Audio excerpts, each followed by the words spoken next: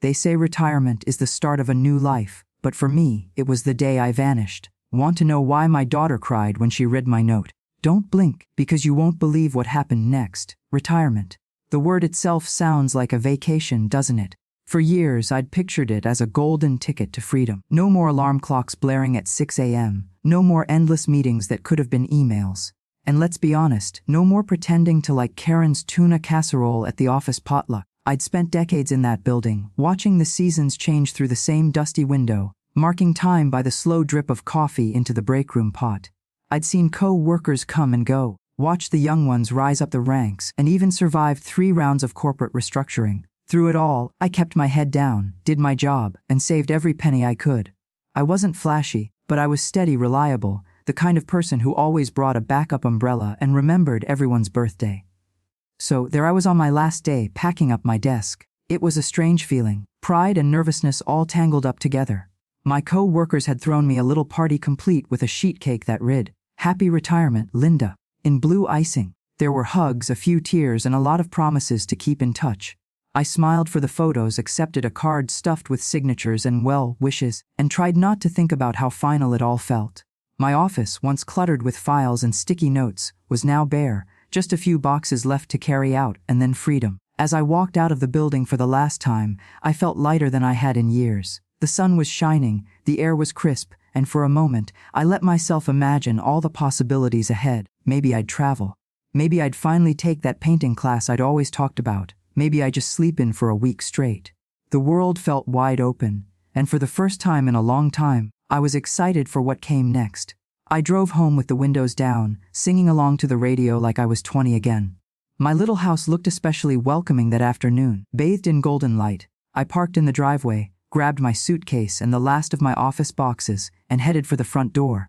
I was ready to celebrate. I was ready to share this new chapter with my daughter, Emily, the person I'd worked so hard for all these years.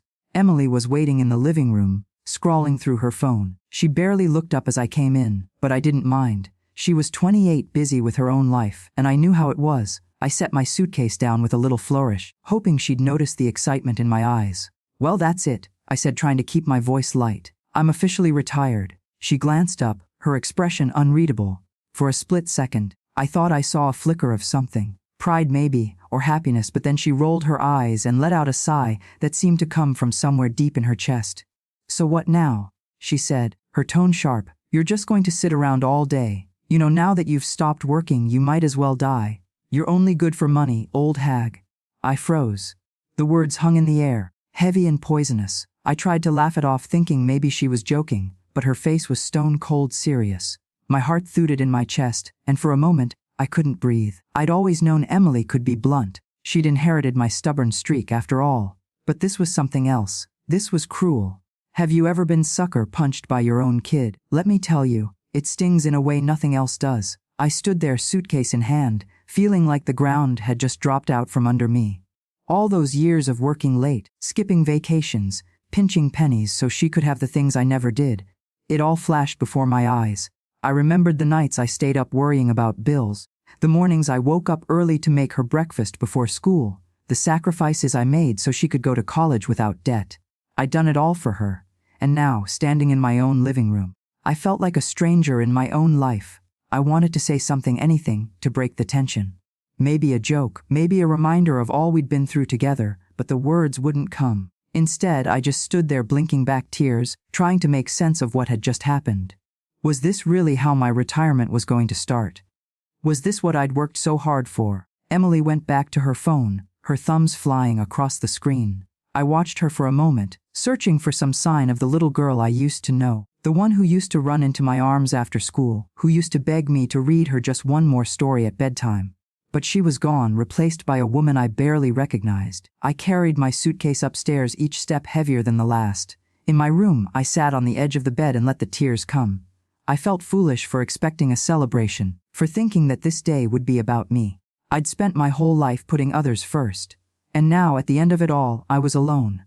But as I wiped my eyes and looked around my quiet room, a new feeling began to take root. Maybe, just maybe, this was my chance to finally put myself first. Maybe retirement wasn't the end, it was the beginning. And maybe, just maybe, I was about to find out who I really was when I wasn't busy being everything to everyone else.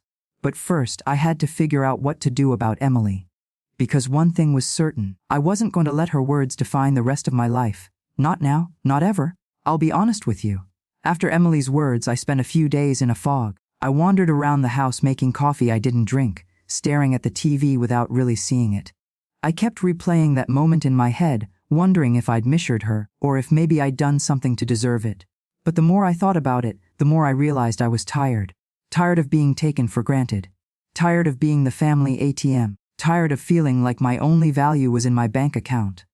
I'd spent my whole life making sure everyone else was comfortable, and where had it gotten me? Alone in my own home with a daughter who saw me as nothing more than a walking wallet. Now, I could have cried. I could have begged. I could have tried to talk it out, or maybe even thrown a good old-fashioned guilt trip her way. But the truth is, I was done. Done with the drama. Done with the disappointment. Done with waiting for someone else to appreciate me. So, I did what any self-respecting, slightly dramatic retiree would do. I decided to disappear. Not in a tragic call the police kind of way, but in a let's see how you like it when I'm not around to clean up your messes kind of way. First, I got practical. I sat down at the kitchen table with a cup of strong coffee and a notepad, and I started making a list. Cancel every credit card, check. Remove my name from the joint bank account, check. Call the lawyer and have my name taken off the house deed, check. I even called the cable company and had the account switched to Emily's name. Let her deal with the endless hold music for once. It was oddly satisfying, like cleaning out a closet you've been avoiding for years. Every time I crossed something off the list, I felt a little lighter, a little more in control. Next came the hard part, packing up my things. I didn't take much, just a suitcase of clothes, my favorite books, and a few family photos that still made me smile. I left behind the rest, including the fancy china Emily never let me use, and the ugly vase her father bought on a business trip. I figured if she wanted the house so badly, she could have it, dust and all. But before I left, I knew I had to say something. Not a long dramatic speech, just a note, something that would make her stop and think, maybe even feel a little of the pain she'd caused me. I sat at my old writing desk, the one I'd used to help her with homework all those years ago, and I wrote, Emily, I gave you everything I had, but I forgot to give you the chance to stand on your own. Now it's your turn. Take care of yourself. Love, Mom. I folded the note and left it on her bedroom door, right where she'd see it. And before you ask, no, it wasn't just my famous meatloaf recipe, though I did consider leaving that just to keep her guessing. Walking out of that house for the last time was surreal. I half expected Emily to come running down the stairs, apologizing, begging me to stay, but the house was quiet. Just the hum of the refrigerator and the distant sound of traffic outside. I closed the door behind me and took a deep breath. For the first time in years, I felt free. I didn't have a grand plan. I just knew I needed to get away, to clear my head and figure out what I wanted from the rest of my life. I checked into a little motel on the edge of town, the kind with scratchy towels and a vending machine in the lobby. It wasn't glamorous, but it was mine. I spent the first night eating takeout Chinese food and watching old movies, feeling equal parts terrified and exhilarated. I kept waiting for the phone to ring for Emily to call and demand to know where I was. But the phone stayed silent. The next morning, I woke up early and went for a walk. The air was crisp, the sky a brilliant blue. I felt like I was seeing the world for the first time in years. I stopped at a diner for breakfast, and the waitress called me Han and poured me endless cups of coffee. I chatted with a couple of regulars at the counter, laughing at their stories and sharing a few of my own. For the first time in a long time, I felt like a person, not just a provider. As the days passed, I started to settle into my new routine. I read books, took long walks, and even tried my hand at painting. I called an old friend from high school, and we met for lunch, reminiscing about the good old days and making plans for the future. I started to remember who I was before I became mom in the bank. I was still scared, of course, scared of being alone, scared of what the future might hold. But I was also excited. Excited to see what I could do, who I could become, now that I was finally living for myself. But every now and then, I'd think about Emily. I wondered what she was doing, how she was coping without me there to bail her out. I wondered if she missed me or just my checkbook. I wondered if she'd read my note and if it had made her cry. I hoped in some small way that my disappearing act would be the wake-up call she needed, because sometimes the only way to be seen is to step out of the spotlight and let someone else find their own way. And as I sipped my coffee in that little motel room, I realized something important. I wasn't running away. I was finally running towards something myself. I'll admit the first week was terrifying. I was 62 alone and suddenly free in a way I hadn't been since I was a teenager. There's a strange kind of silence that comes with being on your own after so many years of noise. No one calling your name. No one asking what's for dinner. No one needing a ride or a check or a shoulder to cry on. At first, that silence felt like a punishment, a cold echo of everything I'd lost. But as the days passed, I started to realize it was actually a gift. A blank canvas just waiting for me to pick up the brush. Of course, I had no idea what to paint. I'd spent so long living for other people that I'd forgotten what I even liked to do. So, I started small. I took long walks around the neighborhood, letting my feet wander wherever they wanted. I found a little park with a hiking trail, and on a whim decided to give it a try. The first time I made it to the top of the hill, I stood there, wind in my hair, and laughed out loud. I felt strong, I felt alive, I felt like maybe, just maybe, I could do this. Next, I joined a book club at the local library. I hadn't read for pleasure in years. Too busy, too tired, too distracted. But sitting in that circle of strangers talking about stories and characters and dreams, I felt a spark I hadn't felt in ages. We laughed, we argued, we shared secrets over coffee and cookies. I made friends, real friends, not just people I knew because our kids went to the same school. For the first time in decades, I was living for me. And then, because I figured I had nothing left to lose, I tried online dating. Now, let me tell you, that was an adventure. I made a profile. Retired and mysterious, I wrote just to see what would happen. Turns out there are a lot of people out there looking for someone who's lived a little, who's got stories to tell, and a few laugh lines to prove it. I went on a few dates, some good, some hilariously bad. One man spent the entire dinner talking about his ex-wife's cats. Another tried to impress me with magic tricks and nearly set the tablecloth on fire. But I didn't mind. For the first time I was dating for fun, not for a future. I was learning to enjoy the moment, to say yes to new experiences, to let myself be surprised.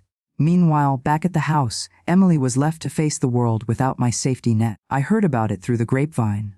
Mutual friends, neighbors, even the mailman who always had a soft spot for me. She called. She wrote. She even sent flowers, probably hoping I'd left her the house in my will. At first I ignored her messages. I needed space, and I wanted her to feel the weight of her own choices. But as the weeks went by, her tone changed. The angry voicemails turned into tearful apologies. The texts went from, "Where are you?" to "I miss you, Mom." She even showed up at my old book club asking if anyone had seen me. They hadn't, but they told her I was doing just fine. I'd be lying if I said it didn't hurt to see her struggle. I'm a mother. After all, it's in my DNA to want to fix things, to swoop in and make everything better. But I knew deep down that this was something she needed to go through. She'd spent her whole life leaning on me, expecting me to catch her every time she fell. Now she had to learn to stand on her own 2 feet. It wasn't easy for either of us, but sometimes the hardest lessons are the ones that matter most.